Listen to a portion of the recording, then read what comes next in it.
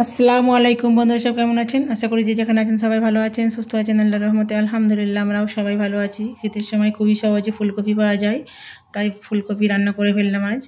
তো দেশি ফুলকপি আছে, খুবই ছোট সাইজে, দেখে বুঝতে পারছেন হাতের সাইজে একদম। তো ফুলকপিগুলো আমি কেটে কুচিয়ে পানিতে ভিজিয়ে রেখে দিয়েছিলাম, আলু সাথে রেখেছি আলু। তো 30 মিনিটের জন্য আমি ভিজিয়ে রেখেছিলাম। তো এখানে সাথে রেখেছি টমেটো, পেঁয়াজ কুচি। খুবই অল্প জিনিস দিয়ে রান্নাটা হয় আর খুবই সহজ রান্নাটা। তো ফুলকপি আলুকে আমি একটু হলুদ দিয়ে মাখিয়ে নিয়েছিলাম। একটা প্যানেতে তেল দিয়ে আমি ফুলকপি আর আলু ভেজে নেব। ফুলকপিটা ভাজা হয়ে আসার সময় আমি আলুটা দিয়ে দেব। তো আলু আর ফুলকপি ভেজে তুলে রাখবো। তো একটা কড়াতে আমি সর্ষের তেল দিয়ে দেব। তো সর্ষের তেলটা গরম হওয়ার সাথে সাথে আমি শুকনো লঙ্কা দুটো আর কালো জিরে রেখেছি দিয়ে দেব। পেঁয়াজ রেখেছি, পেঁয়াজটা দিয়ে দিলাম। বড় সাইজের একটা পেঁয়াজ ছিল। তো একটু নেড়ে চেড়ে ভেজে নেব। সাথে রেখেছি রসুন, 3-4টে কোয়া রসুনের দিয়ে দিলাম, কুচিয়ে দিয়েছি। পারলে থেতো করে দিতে পারেন, অসুবিধা নেই। তো একটু নাড়াচাড়া করে ভেজে নেব। তো যে টমেটো কুচিয়ে রেখেছি আমি, 2টো টমেটো বড় সাইজে ছিল, সেটা আমি দিয়ে দিলাম। তো টমেটোর বীজগুলো কিন্তু আমি ফেলে দিয়েছি বন্ধুরা, দেখে বুঝতে পারছেন আমি বীজ কিন্তু নিই না। তো এখানে সাথে লবণ দিয়ে দিলাম। লবণটা দেওয়ার কারণ টমেটোটা খুবই সহজে গলে যাবে। একটু নেড়ে চেড়ে আবারও ভেজে নেব। তো এবারে মশলা দিয়ে দেব। হলুদ গুঁড়ো 1 চামচ, আর ধনিয়া জিরে গুঁড়ো একসাথেই ভাজা ছিল সেগুলো দিয়ে দেব। লঙ্কা গুঁড়োটা পরিমাণ মতন দেবেন, ঝাল দিয়ে যেমন খান। তো আমি লঙ্কা গুঁড়োটা দিয়ে দিলাম। একটু নেড়ে চেড়ে ভেজে নেব অল্প পানি দিয়ে। পানিটা দিয়ে দেব, গরম পানি আগে থেকে রেডি করা আছে আমার।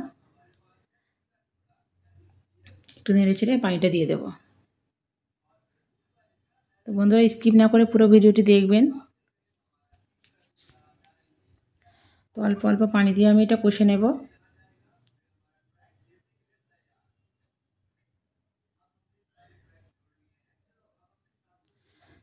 মটরশুঁটি ছাড়িয়ে রেখেছিলাম আগে থেকে, দিয়ে দিলাম। একটু নেড়ে চেড়ে কষে নেব। তো ভেজে রাখা আলু আর ফুলকপিটা দিয়ে দেব। খুবই সহজ বন্ধুরা রান্নাটা, অবশ্যই বাড়িতে যারা রান্না জানে না, প্রথম রাঁধুনি নতুন, তারাও অবশ্যই দেখে একবার দেখলে রান্নাটা করতে পারবে। খুবই সহজ রান্নাটা, আর খেতেও খুব দারুণ হয়। তো অল্প অল্প পানি দিয়ে, গরম পানিটা অল্প অল্প করে দিয়ে আমি কিন্তু রান্নাটা করছি। কষানোটা হয়ে গেছে, তো পানি দিয়ে দিলাম।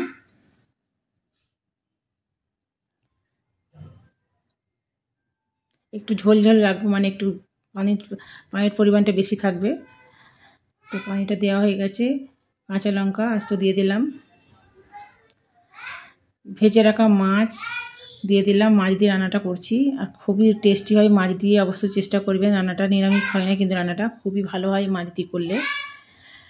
তো মাছ দিয়ে দিলাম ভেজে রাখা, দিয়ে ঢাকনা দিয়ে দিয়ে দিয়েছিলাম। তো 10 মিনিট গ্যাসের ফ্লেমটা মিডিয়াম রেখেছিলাম। তো রান্নাটা হয়ে আসার সময় আমি ধনিয়া পাতা কুচি উপর থেকে ছড়িয়ে দিয়ে আবার ঢাকনা দিয়ে দেবো। তো 2 মিনিটের মতো আমি রেখে আবার গ্যাসের ফ্লেমটা আমি বন্ধ করে দেবো এরপর। তো ঢাকনা উঠিয়ে নিয়েছি, গ্যাসের ফ্লেমটা বন্ধ হয়ে গেছে। দেখতে পাচ্ছেন রান্নাটা কতটা সুন্দর হয়েছে, আর খুব খেতে ভালো লাগে বন্ধুরা। যতটা দেখতে ততটা তার থেকেও খেতে ভালো লাগবে। গরম গরম ভাত দিয়ে পরিবেশন করলে খুবই ভালো লাগে। তো বন্ধুরা ভালো লাগলে লাইক শেয়ার কমেন্টটা করতে ভুলবেন না। বন্ধুদের সঙ্গে শেয়ার করবেন, পাশে থাকবেন, সুস্থ থাকবেন, আমার পরিবারের জন্য দোয়া করবেন। আবার নতুন ভিডিও নিয়ে আসবো। আল্লাহ হাফিজ।